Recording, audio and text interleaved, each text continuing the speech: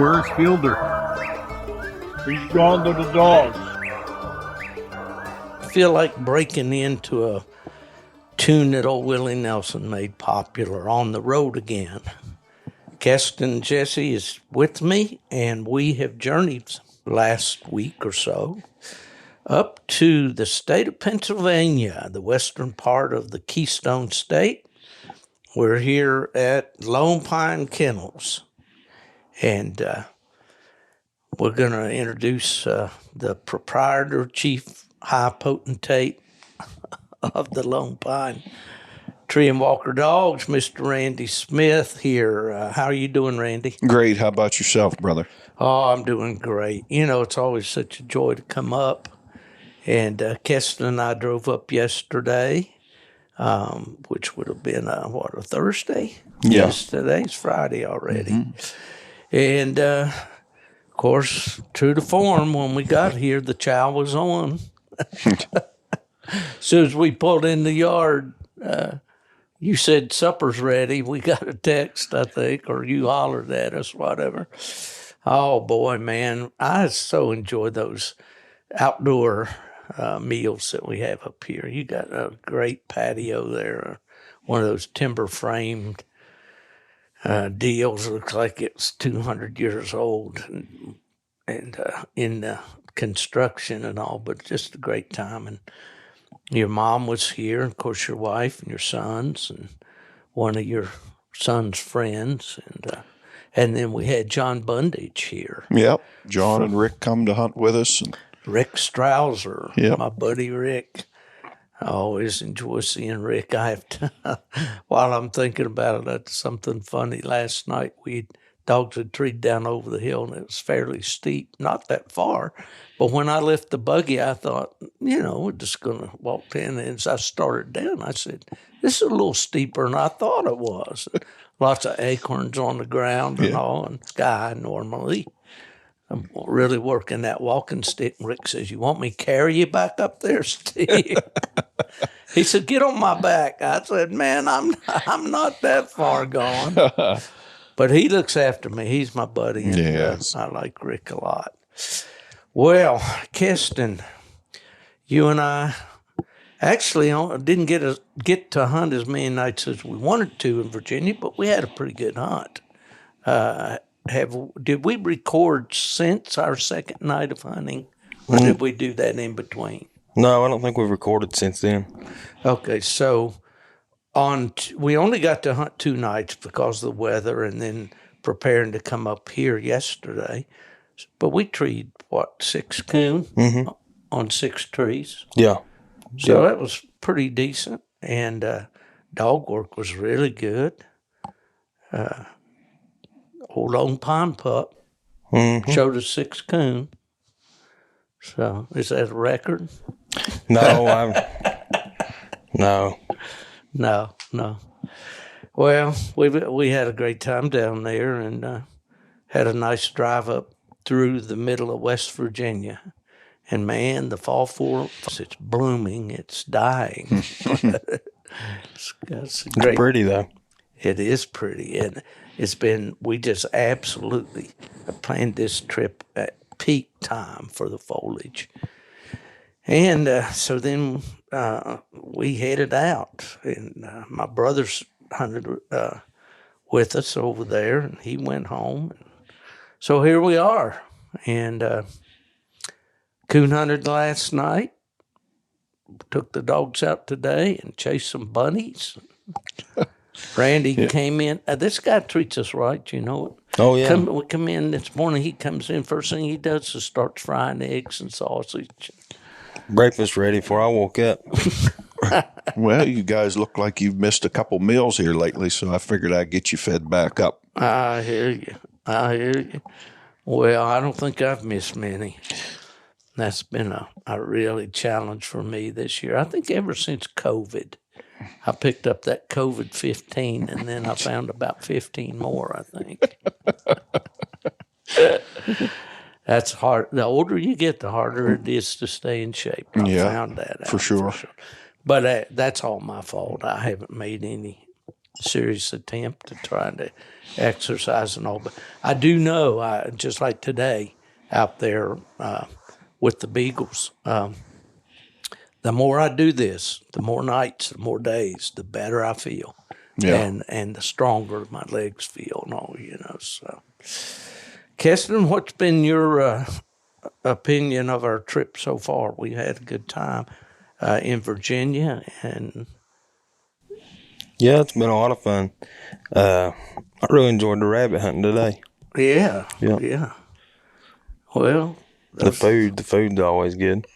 yeah, well, that's synonymous with this place for sure. Randy, tell us about those beagles that we hunted this morning. What you got?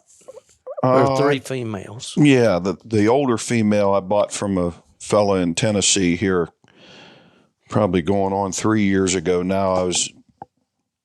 Since the fur market has crashed and I haven't been doing much trapping, had to find something to do once winter set in. So I tried finding the right beagles and had a kind of a tough time coming up with ones, but I've bought a couple from a nice zoo, and we were in the rabbit hunting business. They'd done pretty good, and since then I've raised 2 pups from kind of like Dennis Kennedy's bloodline, and I got a 1-year-old and a 2-year-old female. It was the other 2 we took today, and most of the time they do pretty good. They catch you some game, and it's nice to take kids along rabbit hunting, and we hunt quite a bit through the winter time whenever winter sets in. Well, I don't know any hunter really that had the opportunity as a kid that didn't love to go rabbit hunting. Yeah. I can remember those hunts as a kid, in Tennessee with my family. And, yeah, it's just a great sport. It's a great gateway sport into the bigger hounds. But yeah, it's fun for kids. They get to usually do a good bit of shooting, and you don't have to be sneaking around. You can just get in the right spot there and let the dogs do the work, and teach you a little bit about how game travels and things like that. So yeah, it's all good. Troy loves it. So we usually hunt every Saturday there. Usually once second season comes in after deer season here, we hunt a good bit. But it can be fun and it can be aggravating, just like anything else that's involved with dogs. You're counting on the dogs you thinking they're going to do just right for you, and sometimes they do, and sometimes they don't. But yeah. What's the rabbit population like this year, you think? I can't say about this year. That's been the first that I took them out, other than just letting them out of the pen here, run right in the place here through the summer. There's enough. What you usually run into when you're hunting in season areas is that they're just spotty. You have to, some places doesn't look like it would have a lot, and there is a bunch, and some places it look like it'd be perfect, they're scarce. So you just never can tell. I guess it all comes down to food and predators, when it comes down to it. If there's a lot of predators there that's hard on them, that's probably the biggest factor. Well, and they kind of run in cycles too, don't they? Sure, they do. Yeah, a lot of wildlife. And I keep them made yesterday. Remember what the numbers were? Well, I do remember that your mother said there was like 60 quarts of juice or something to start of. There was another 60 quarts of something spaghetti else. Sauce and then like 18 or something more of soup. Soup. Tomato soup. This lady is the Energizer Bunny. Oh, it was 12 hours of working on tomatoes in one day for Carrie and my mom and I. Ended up, we froze 15-gallon of product after we were done. We couldn't can no more. 12 hours was enough. Oh, it's so awesome. Well, she's known for her baked goods. She is an expert baker. Yeah, she is. And that pumpkin pie last night, oh my gosh. Yeah. If Ella doesn't listen to my podcast very often, but if you're listening, honey, we need some of those for Thanksgiving. That filling is all that she canned at too. That's all yeah. homemade filling that she makes. Isn't that wonderful to have skills like that? Yeah. I guess to raise, 3 boys? How many boys? 4 There was boys. 4 of us, yep. Roughneck boys on a dairy farm. I bet her counters were always full, Steve. It was bread one day, cookies another, pies one, and she's always been that about half of it that she would make would be for us, and half of it was to give to this neighbor, sister, somebody. She was always doing it to give it away, She's awesome. Yep. I remember you told me the first interview I did with you for American Coon magazine about the Lone Pine dogs, and you told me that every morning you woke up to what? The smell of her cooking breakfast down there was either sausage or bacon or whatever. The house was that was the alarm clock. You could hear her down there, so she was sending you off with a belly full.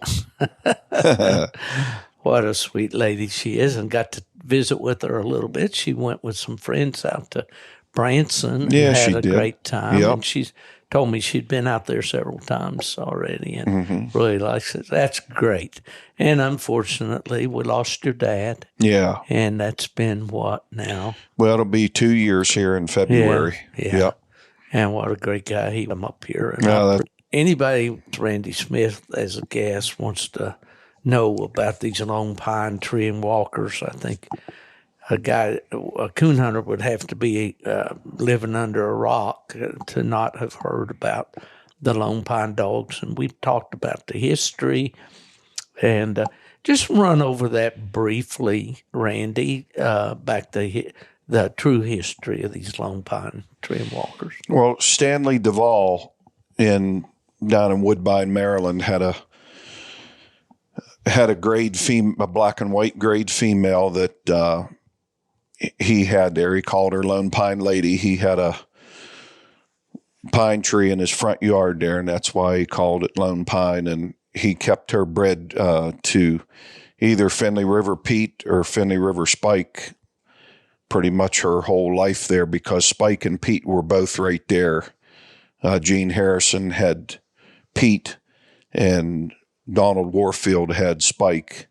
So that's the dogs that he kept her bred to, and that was all the foundation of everything that we hunt now, including like Lee Logan stock. Blaine McGill heard about what Stanley would do is a lot of times he'd raise the whole litter, and he would have them treeing whenever they were really young, and he would sell them then as started, a lot of times like 5-6 month old pups.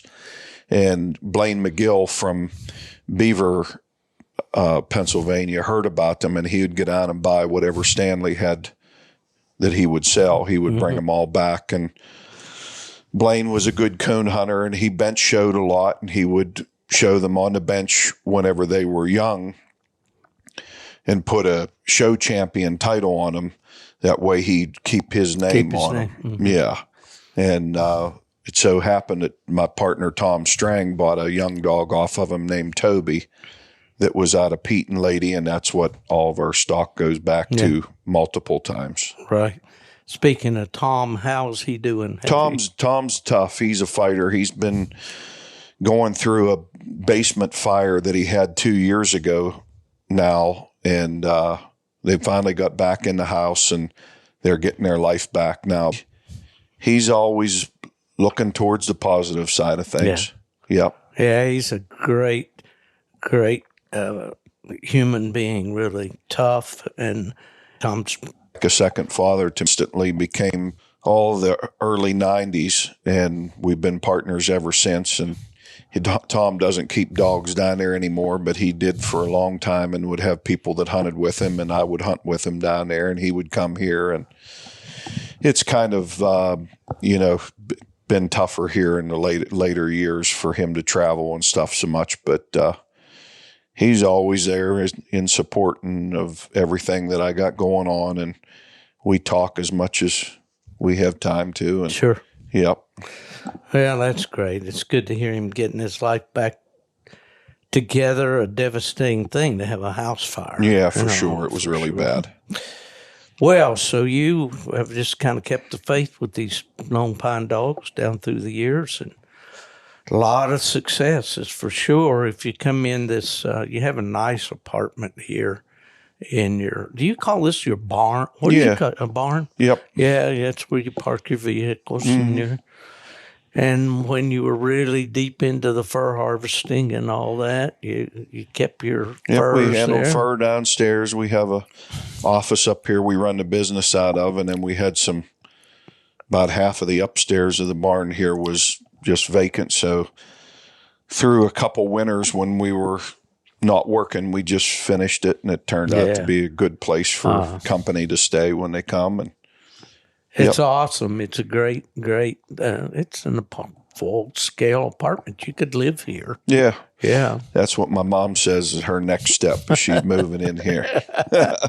She may not like those steps coming up. Well, you might have to put an elevator in for her. Yeah, we'll fix that problem. But no, the steps are fine. It's just the fact that the older you get, the less you like steps. We'll fix the step problem.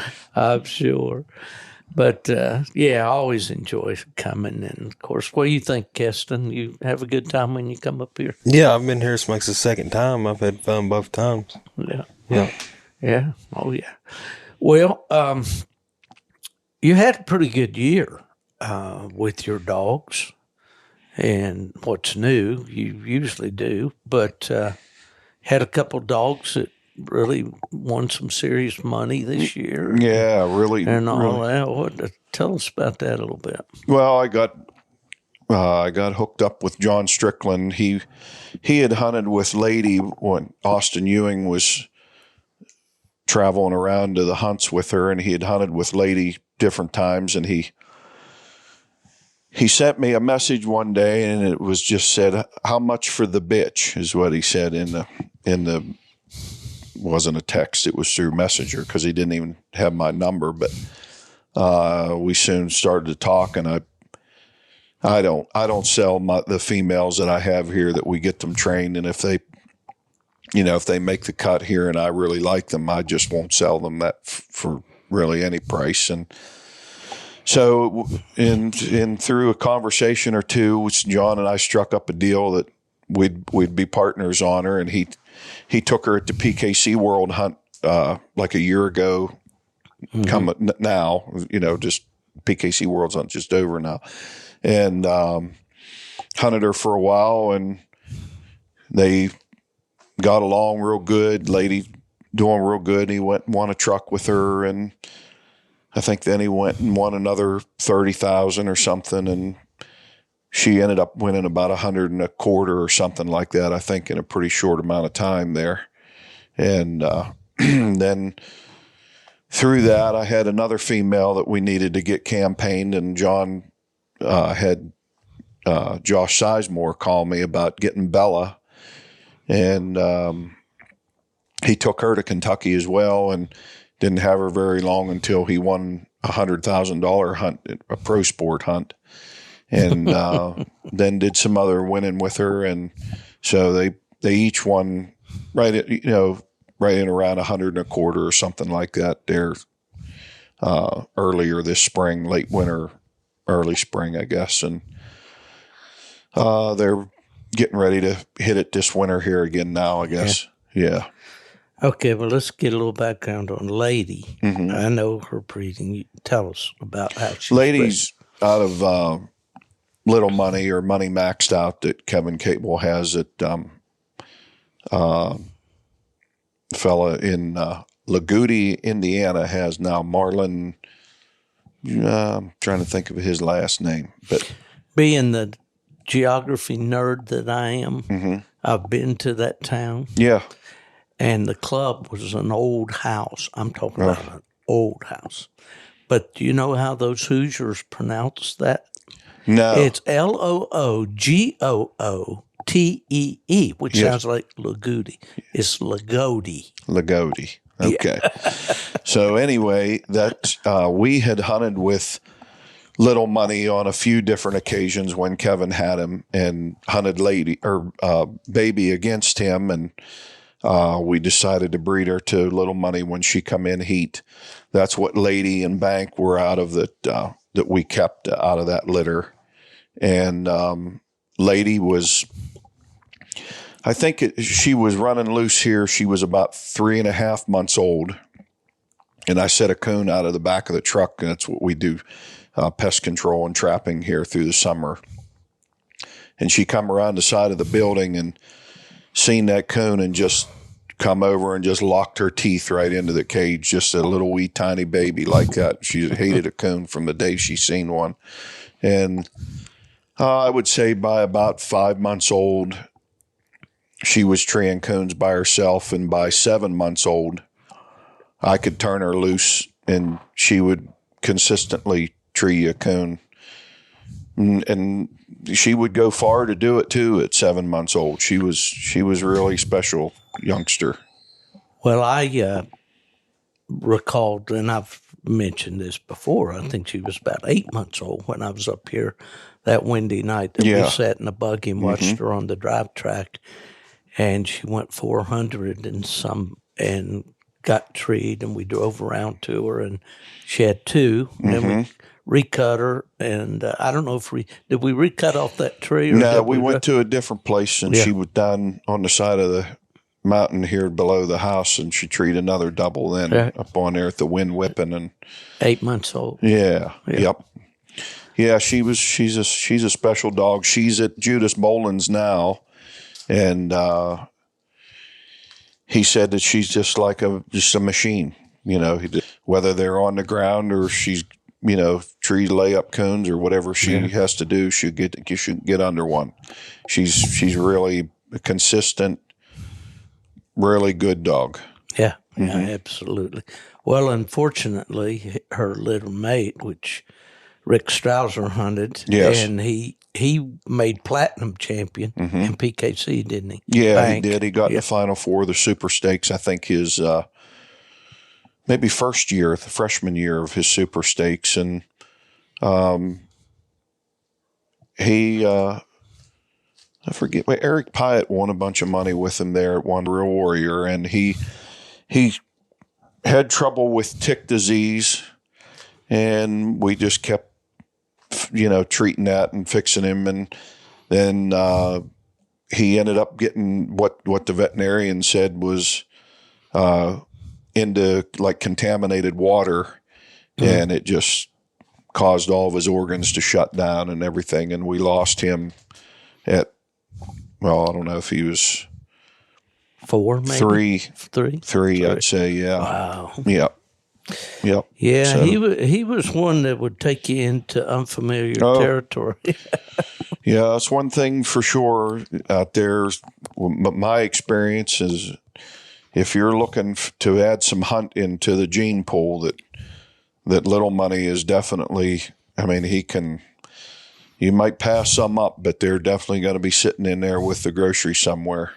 He's a good reproducer. I got young pups out of him now, and hopefully another female bred to him as we speak here now. But yeah, and of course, the Little Money or money in the bank was out of Big Money. Yeah, and he was out of Big D, right? Right, that's right. Yeah. Well, okay. Directly out of Bone Collect Track Girl and Tree Slamming Frankie. Yeah. Well, the dog that Keston, your dog's out of Fran. You didn't get to hunt with Fran, actually, did you? No, I didn't get to. Hunt a couple of times, though, with little Fran. Yeah, twice. Yeah. Yeah, I liked Fran. She was a sweetheart coon dog, really, really loud, and just an all-around great coon dog. Well, Fran, on the top side, as you want to do, you go out and breed to these different dogs, but all the females are Lone Pine bred females. Sure. And you got into that coma breeding. Yeah, we bred to Coma's Legend to Old Honey, that was a direct daughter of Lone Pine Cowboy and Lone Pine Kate. And both Honey and Coma's Legend were old whenever we bred them. I think Honey was 12 and I think Legend was maybe 10 or 11.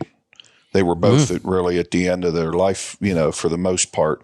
So that was the first Coma dog that I ever bred to. And then we had such good results that I tried another one, which was Frankie. He was directly out of Schultz's Coma.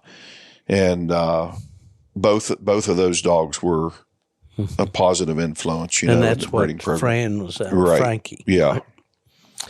Yep, good stuff for sure. Yeah, they were good, hardy coon treeing dogs. That's where Sue came from out of Legend and Honey.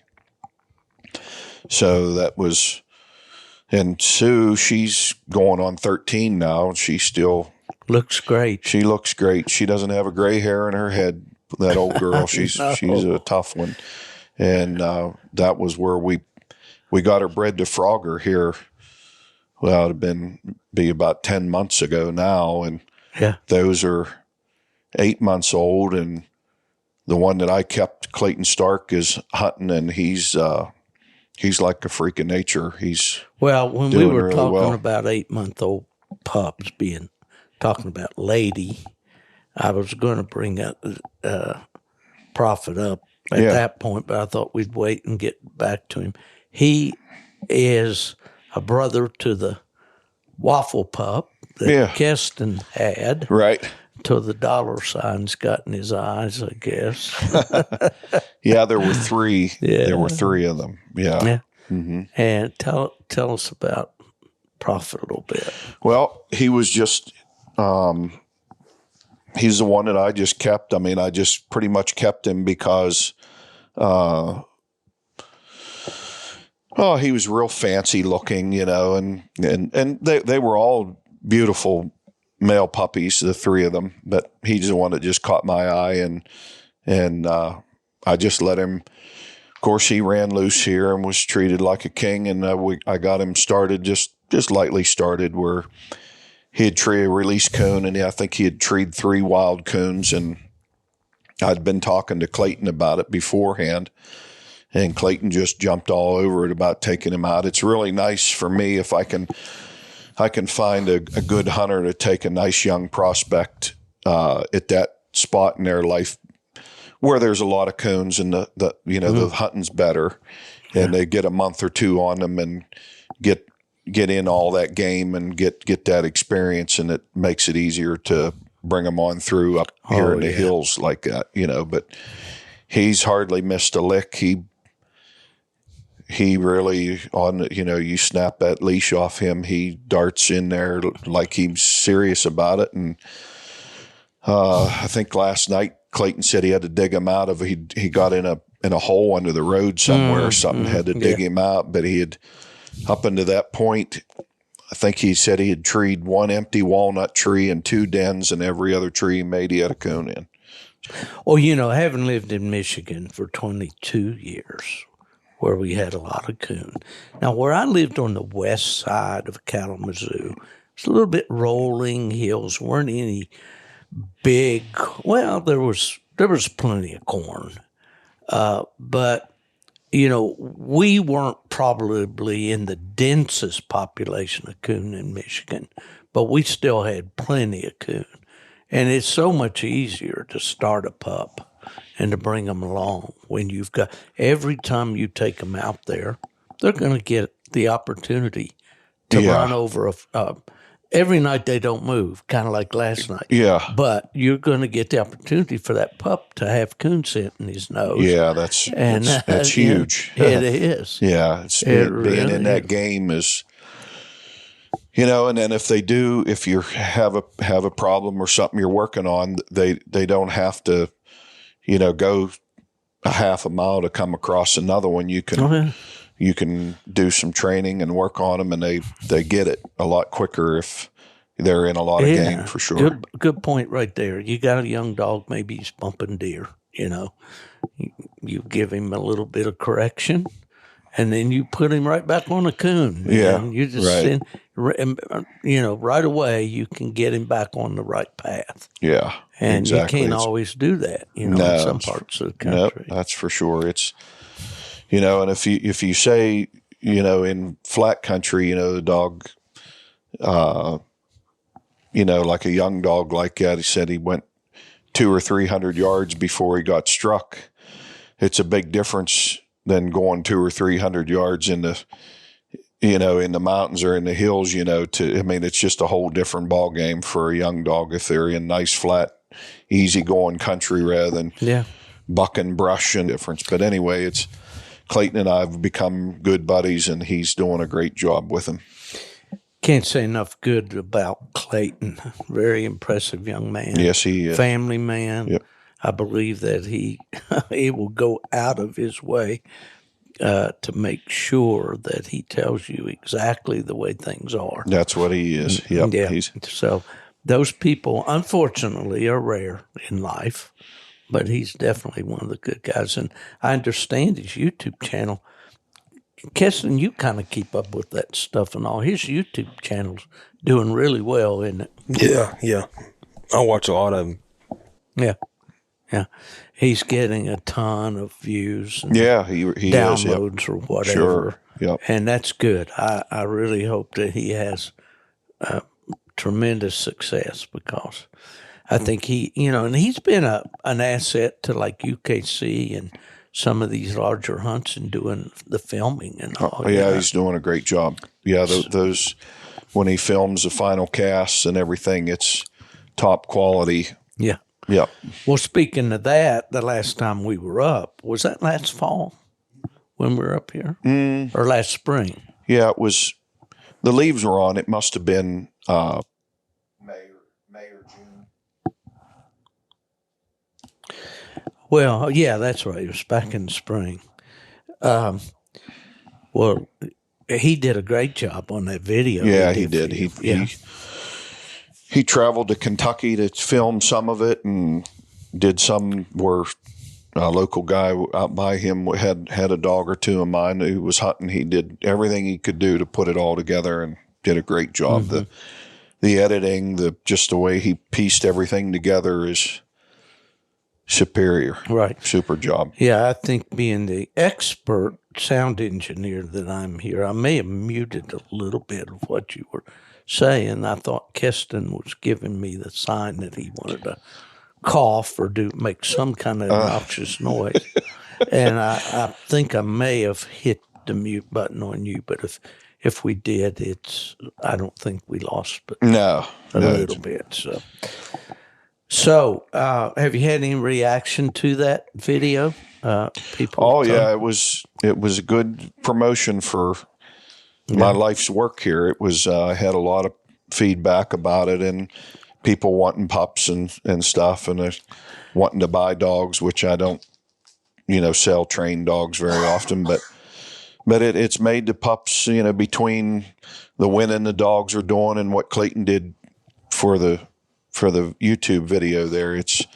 I've got a lot of deposits on pups. They're all mostly all sold before they're ever born, and it's really good. Yep. Yeah. Well, the reason we came up, besides to eat all your food and take advantage of your great apartment here, we went coon hunting last night. Yeah. And the coons weren't cooperating the best, were they? No, I could tell pretty much from the first drop there that we were in for probably a rough night.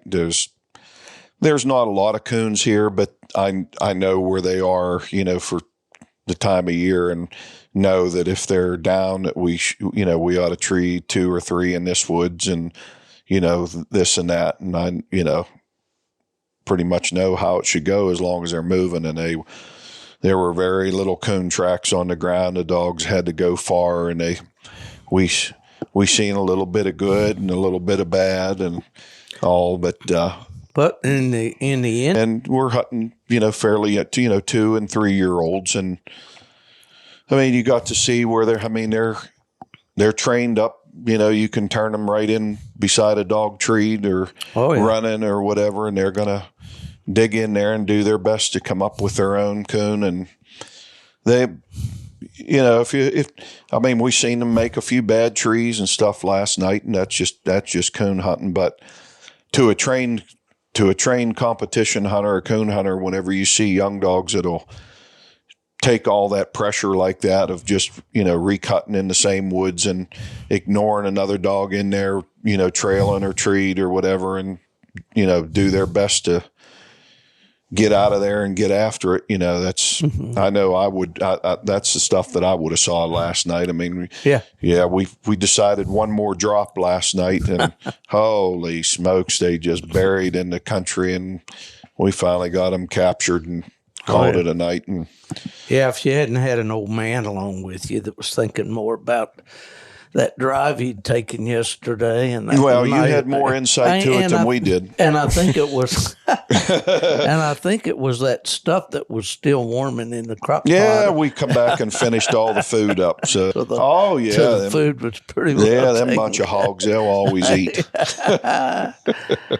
No, but that's true to talk about that, how those dogs, all of them were young females. We had the Bertha female that Troy hunts. Mm-hmm.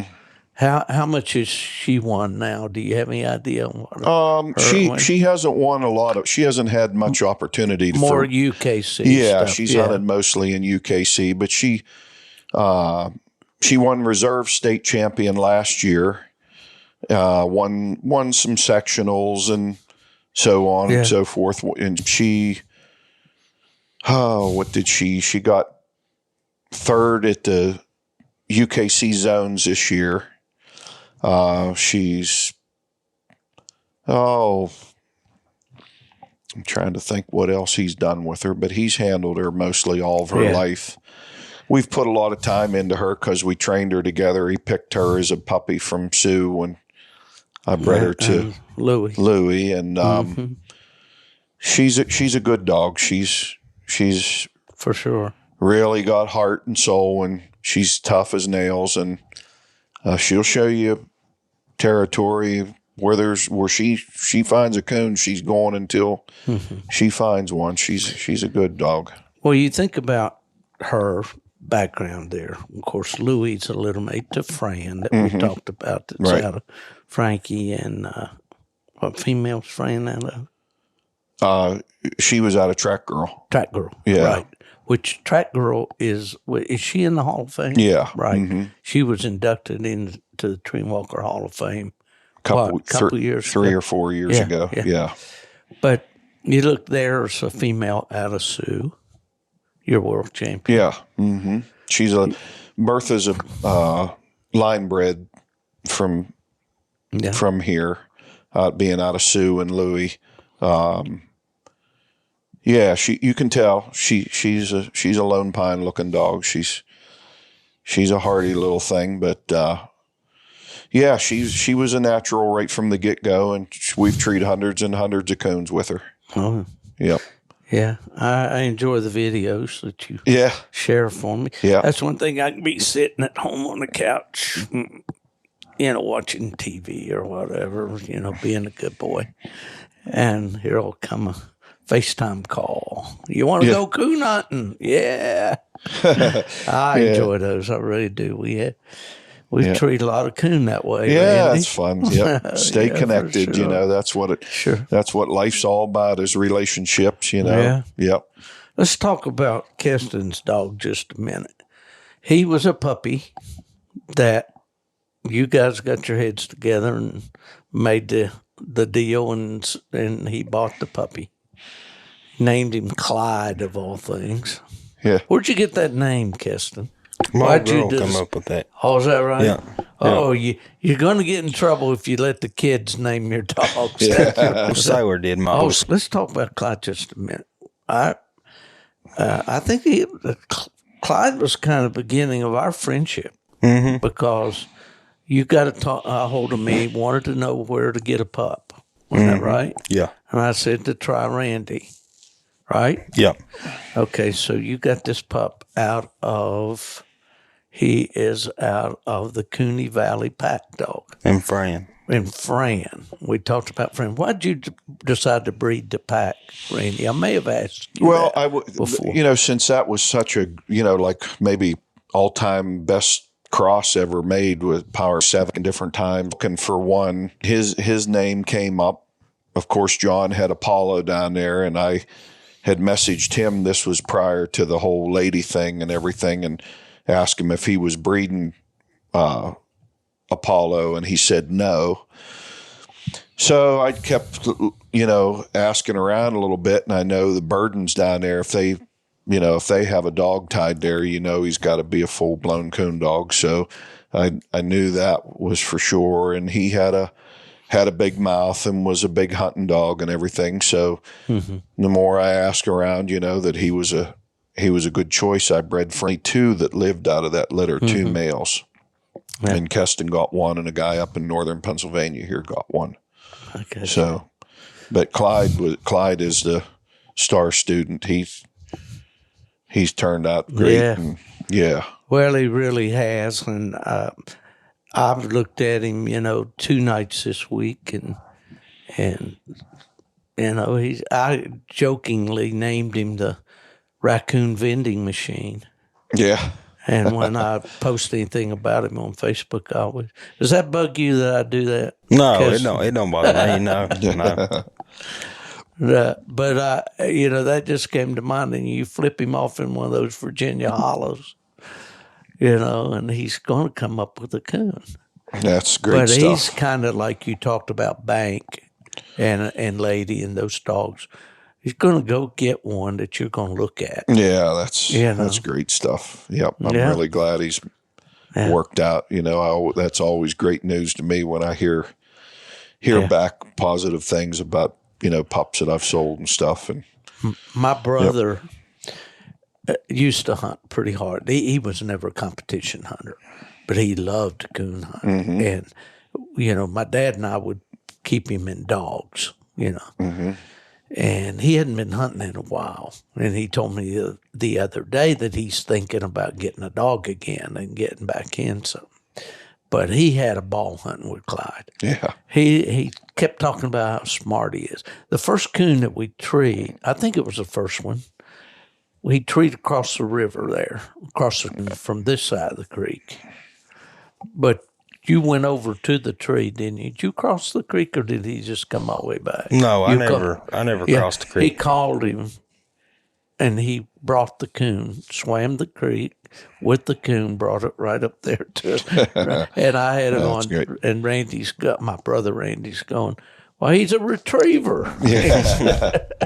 That's great. And that wasn't the only one. He carried another one back a long way. But he's very intelligent. Yeah. I went 900 yards to a tree, shot a coon out, and he'll let him carry. If you don't tell him it's dead, he'll walk right beside of you and carry it all the way back out, and let him carry it all the way back out to Steve. Poor dog had to. But he's not a little guy. He's tall.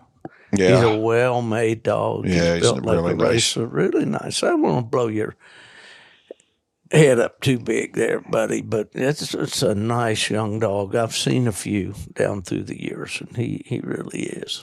He's well-mannered. That's probably because my kids messed with him so much, though. He'll about do anything you ask him to do. Yeah. It's great. Well, it's good to have the desire to coon hunt and have places to coon hunt, which you do, and to have a nice dog. That's what you try to do, isn't it, Randy? Yeah, that's it. That's if your heart's into coon hunting and you have a dog that pleases you on most of the time and everything, it sure is nice the next day to be running them hunts through your mind as you're going through your daily activities.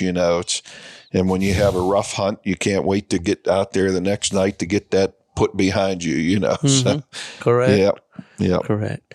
You've got any breedings in mind? I think you mentioned, or is there anything you may not want people to start bugging you about them until Oh, I'm gonna. to I've always got big dreams, but yeah, like I said, I've got shot bred to little money now, and I have a litter out of Jill that we bred to little money. So that'll probably be it for him for a while. I was able to buy a couple breedings from him for in the future, and I've got some bone collector semen and full throttle jigs and a lot of different stuff that I've bought up over the years here to use for in the future. And whenever when Bella won that $100,000 hunt, I talked to Brian Whitted not too long after that. He still has some big D semen that we're going to try to use on Bella here probably the next time she comes in heat. So that's exciting stuff. Bella's been a real coon dog, from the time I got her started, and Gordy Dranek took her out there, and she's very seldom ever put her feet on a tree that didn't have a coon in it. She's a lot like a lot of the, that's accuracy is the main target today. If they got drive and good ability, to have that coon in the tree, that's the name of the game, So anyway, Big D was a super reproducer, and I think it'll be exciting stuff if we can make it happen. I remember that dog very well, Big D. Mm-hmm. I never hunted with him, but I know Don Gostomsky owned him. Yeah. We called him Big Don. Yes. He was a big fellow. Yep. Always remember Don at Aurora at the BKC World Hunt. He'd come in, he was kind of like J.C. Ellis in that regard. He'd go through every scorecard on that table. He loved to look at, and I'm not sure what he was doing, what his reason for that.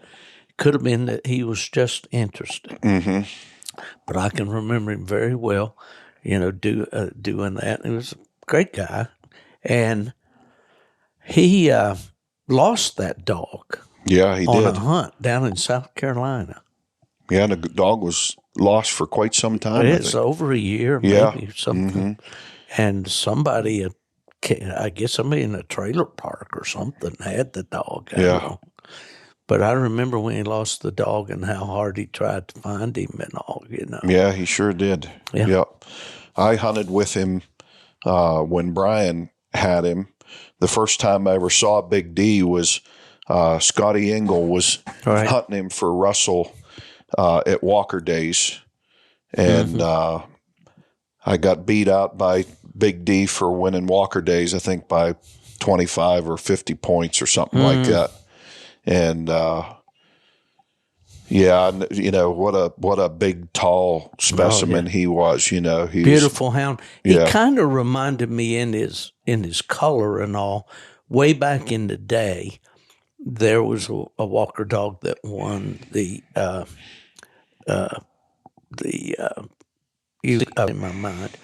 won the ACHA World Hunt. A dog called House's Bally. Yeah. Mm-hmm. And Dr. Jimmy Jackson in my dad's hometown, it was a family doctor, bought him. But he was a white dog like that with tan head, But D was a lot bigger dog. Yeah, he taller. He was really a tall, built really perfect. He was. Oh yeah. He was real tall but real square looking, and had a beautiful head classic and ears. Head. Yeah. Yep. And I hunted with him one night with Brian. A dog should. That's unfortunately Don has passed on like so many coon hunters. He was a hardy coon hunter. Yeah. He was hard at it. I don't remember Don as being this real personable guy. Yeah. Or whatever. Mm-hmm. But he was always. He lived it. He did. He lived the sport. That's for sure. And that's just another one of the legends down through the years. And he proved to be.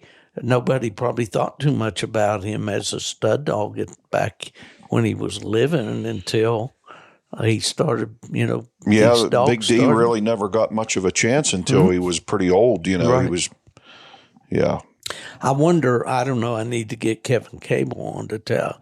Do you know the story of how big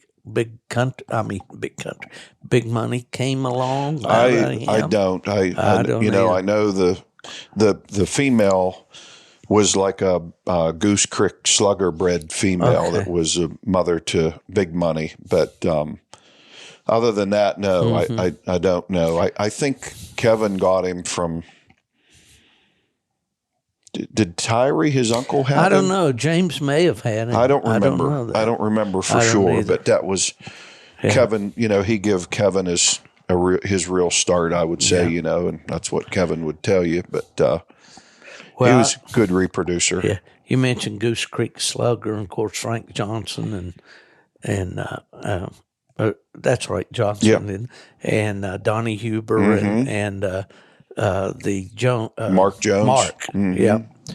Yeah, I remember him. He was They all that. they were a force to reckon with. Yeah. Yep, they won Purina a lot. Purina winner. points winner. Yep, I remember. It's all back in the day, but yeah. So that should be interesting. You're saying shot to Big D? No, Bella. Yeah. A bone collector, Sioux female. Yep. Brett. No. Fran. Bone collector Fran. Daughter. Why do I have a trouble I don't with know. that? I can't say. I must be getting old. I have trouble with remembering what Bella's out of. Well, there you go then. Yeah, that actually, you know, I don't think that there's been a litter out of Big D for quite a while, and she had really a dominant performance in that. That was going back to that night when Josh had her at that $100,000 hunt. I was in a hunt. It was our state hunt there, and you kept me up on the play-by-play, and I'll never forget it. You know, I was on a cast, and I was handling little Fran on a cast that night there, and Steve kept Bella's treat again for 100. Bella's treat again, like three times in a row. I think, like when no other activity was going on, Bella was treed with a coon, and then treat a coon at the end. Clinic that she night. did. She did. She really made me proud that night. It was that would be one of my most memorable nights of coon hunting, was getting that play-by-play from you. And yeah, that was really good. Well, see, the old man's still worth something, I guess. Going back to that play-by-play thing, when back in 2016, when Sue won the world hunt, the backup handlers weren't allowed to go on the cast, and Rick and them guys went down in there, and everybody was watching their phones for like the actual play-by-play that was like on the edge. He gave me that was, and I don't know who all were sitting at the trucks there, and I had to sit in a truck by myself. I couldn't handle being out there just talk, you know, shooting small talk and going on whenever all that was, you know, it was down to the final four like that, you know. Yeah, it was good stuff. Well, they sent the old guys out on the night before as monitors, you know. Yeah. So I got to sit on the tailgate. Oh, that's right. Yeah. Yep. Seth Esch was, they had that crow dog. Yeah. The that's right. And his dad, Steve, is a real nice guy, and I enjoyed visiting with him. Mm-hmm. There was a black and tan female, Philip Herons, from down in Mississippi, and Philip was there. So we just had old timers day there on the tailgate while Sue was out there, and she won that cast. Yeah. And it's good stuff. That was the first time I got to hunt with her. Yeah. But memories. The older you get, the more memories you have, and the more important they are. Too. Yeah, that's for sure. That's for sure. Well, okay, guys, we have been at it almost an hour, almost. Mm-hmm. So I get paid about $1,000 an hour for these things. Not bad. Yep. How much do we get paid? That's we'll talk private about treaty. Yeah, that's my private treaty. Yeah, proven sources. Yeah, the old ads used to always say this dog's for stud by private treaty. Yeah, or they'd say to proven females only. There you go. That's right. How did you prove them? You know, how are they proven? Yeah. Well, what future coming up? You got some dogs entered in some hunts coming up? Yeah, I think that probably between John and Judas down there, they're probably going to be hunting in probably every major pro sport hunt here through the winter. I would think so. And that's good. yeah, it's exciting to have them guys doing the dirty work like that. Oh yeah. Yeah. Well, that's with me and having partnerships. Keston here for one. We just recorded a podcast with Keston, so I'm not letting you talk so much today. No, I ain't worried about it. You know, well, what are your fans going to say? I think I ain't got many fans. They're going to be rough on me for sure. But you know, North Carolina, since doesn't. Well with him. He has done well with the dog, and but we've been in a little slump here lately. Yeah. We've had hunting UKC hunts when it was a dead cast, but we were cast winners on circle points, which would have made us money winners in UKC. Yeah. So that's not meant to be a slam to UKC, but we've been in a little bit of a slump. Now, maybe you've experienced this with dogs before. The dog's doing what we want him to do. He's hunting right. He's doing right. He's just not getting any breaks. And we're just the other day, Mark said he lost a UKC cast, pretty narrowly lost, you know. But he said, "Well, the dog I hunted against has won 10 casts in a row." Yeah. I said, "Well, we've probably lost about that many." We haven't lost that many, but he's a little bit of a slump right now. Yeah, but, it can happen to any of them. Yeah.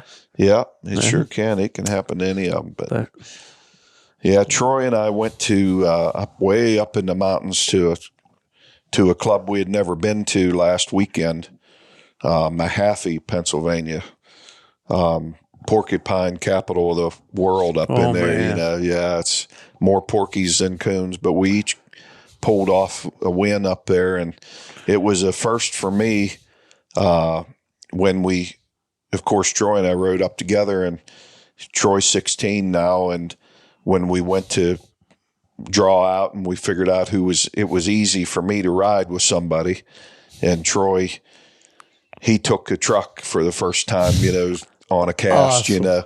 Yeah, it was seeing him pull out of there. That's a rite of passage. Yeah, seeing him pull out of there with his gear on and in the truck, you know, driving himself and stuff. That's a milestone I right there. think it was. Yeah, some people don't look at it as a big deal, but I sure did. You know, it's like, but he's a grown up already. He's a young man, and he is a fine young man. Yep, he loves outdoors sports, you know. He loves coon hunting. That's his favorite thing. And we love rabbit hunting and do everything that we do together mostly. When he goes back to school and he can't coon hunt late or, you know, sometimes at all, it's tough on him, isn't it? Stinks for me. I can tell you. For you too, yeah, I miss him not going along. You know, he fought to go, ready to go there.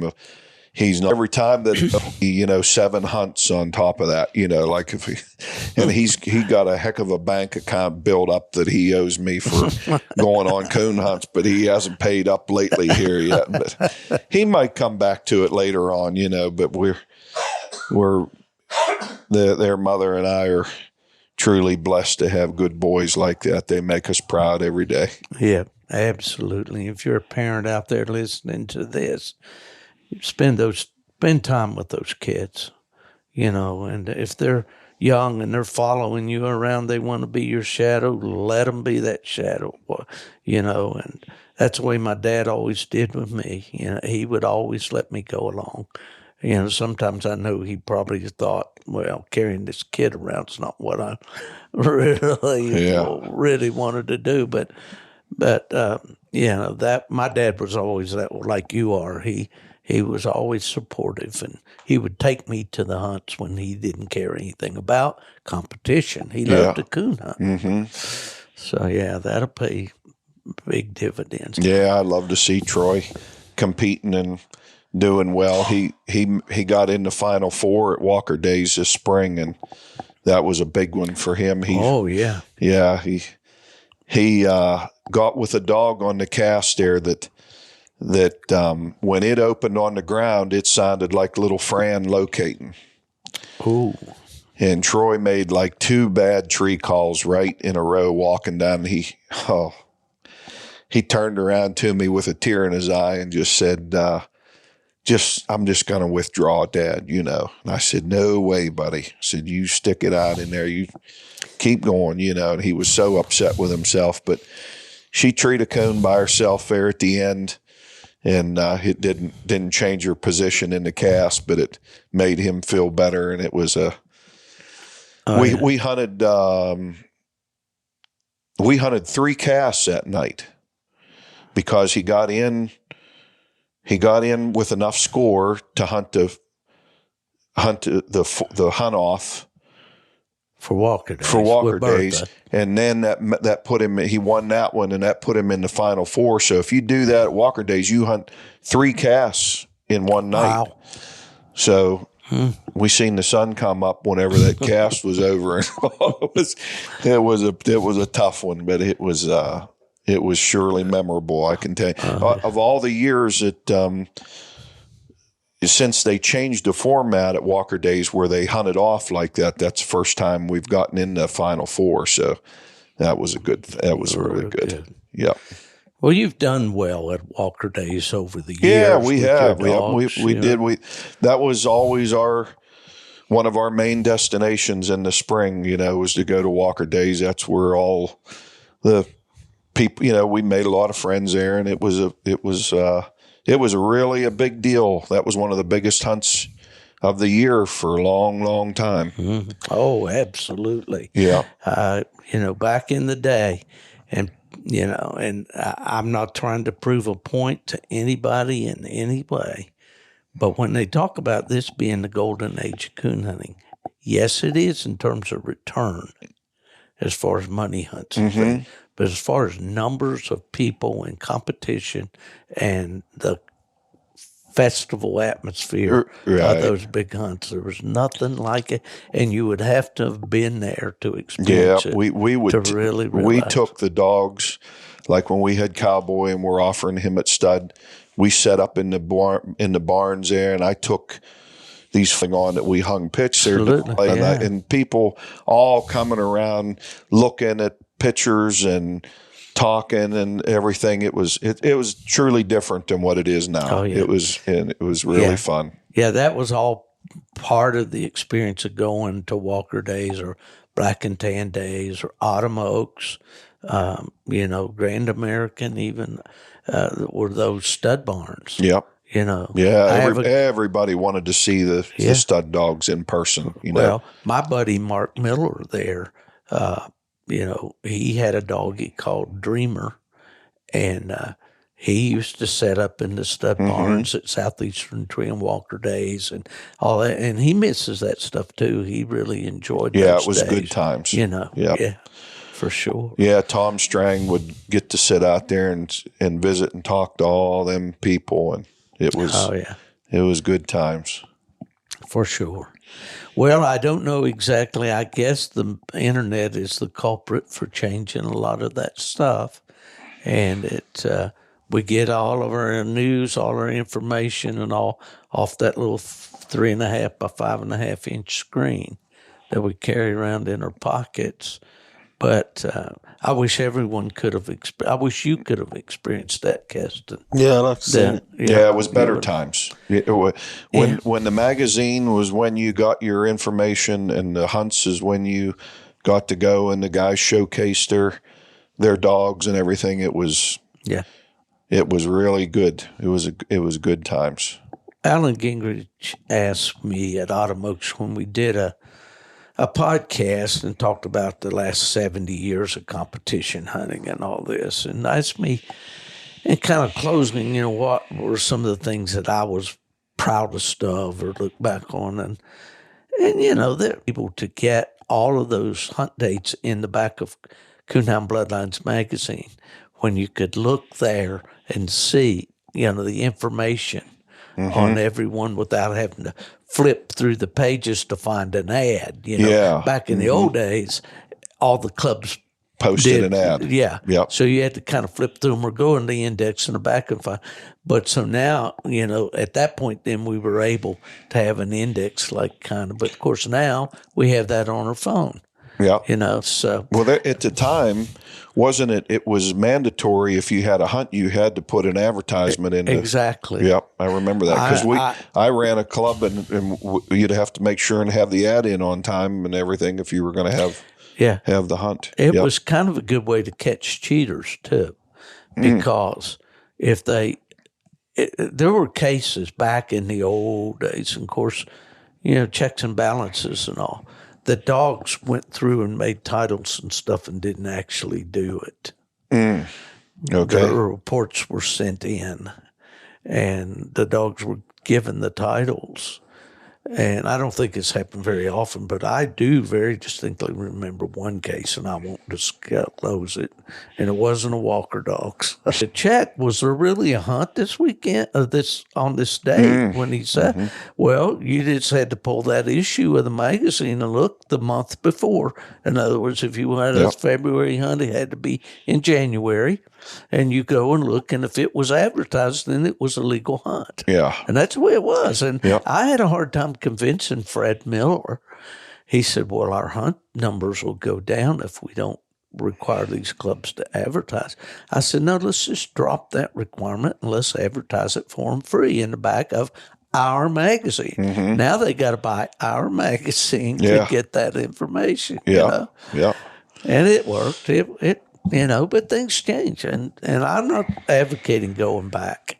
I just wish everybody could have gone back and seen what we had back in those days. When that started, Steve, when the magazine would come, I had a highlighter right there. Oh, yeah. And every hunt that I wanted to go to, I'd have it highlighted in there so I kept up on where I was headed to, it was good stuff. Well, we had this past week, I had Danny Doobie, the new editor, publisher of Full Cry, on. And I'm glad to see that magazine coming back. Yeah, that's great. I think great. we need a magazine. When you think, well, magazines are dead and all, just go into a Barnes & Noble or Books A Million bookstore or whatever and look how many magazines are still being printed. Hundreds, thousands. Yeah. So our sport, I think, needs to have, and of course there's coonhound bloodlines, and I don't mean to discount them any, but man, I'm just glad to see this going forward. Yeah, me too. I always urge everybody to subscribe to that thing. I don't know, it's somewhere $30-some for a year, but you get it's a bi-monthly. Gives them having to pump one out every month. That'd be better for it anyway. Yeah, well, if you look at this inaugural one, which I have your copy, it's good. Yeah, they did a great. good job on it. Good deal. Really good job. Well, fellows, we're going to go coon hunting tonight. Yes, sir. Is that the plan? Sure. Looks like the rain stopped. Yeah, out it's been there, raining all day off and on here, but I'm supposed to quit at dark, and surely they'll be stirring better tonight, I would think, than what they were last night. It was pretty dead out last night. Yeah, they just weren't moving much at all. And I know Troy had school today, so he had to quit early, but he'll be out there with us. He'll be going tonight. Hogging on it. Yeah. Mm-hmm. Yeah, so we're going to get these Lone Pine dogs in the dark, and that's always a good time. Keston, what about you? What about this trip? We're going to head back home tomorrow, back to the routine. Yeah, we'll be going back tomorrow, leaving in the morning sometime, ain't we?